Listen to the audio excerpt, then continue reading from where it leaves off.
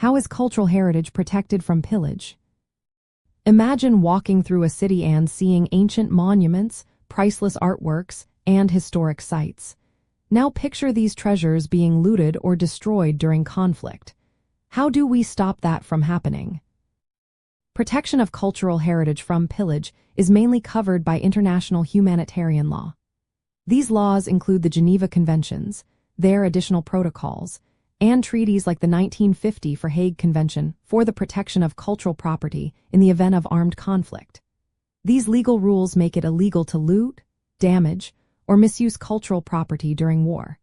They also requiring parties in conflict to respect and safeguard these treasures. The core idea is the principle of distinction. This means that military forces must tell apart military targets from civilian objects, including cultural sites. Cultural property must not be targeted or used for military gain unless there is no other choice.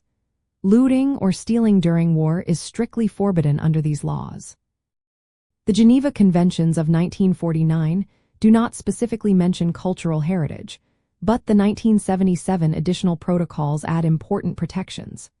For example, Article 53 of the first additional protocol bans attacks on historic monuments, works of art, and places of worship.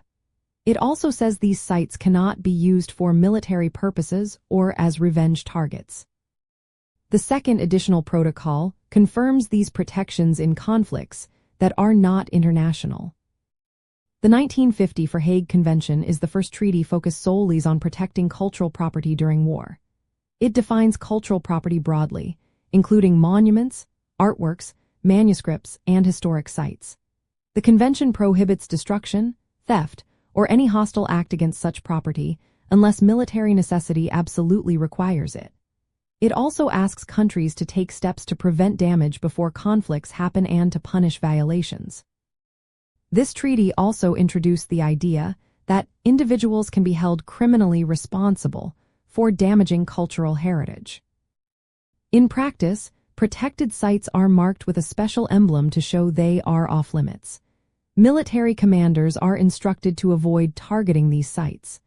Occupying forces have a duty to protect cultural property and prevent theft or damage. Laws also ban exporting or illegally trafficking cultural items from occupied areas. The goal is to preserve cultural heritage because it reflects the identity and history of all people. International organizations like the United Nations, Educational, Scientific and Cultural Organization, and the International Committee of the Red Cross work to promote these laws and help enforce them. They also train military personnel to recognize and respect cultural sites and encourage cooperation between military and heritage experts. In summary, laws and treaties make it clear that cultural heritage must be protected from pillage during armed conflicts. These rules prohibit looting and destruction, requiring preventive measures, and emphasize that cultural property should never be used for military advantage. The aim is to keep our shared cultural legacy safe, even in times of war.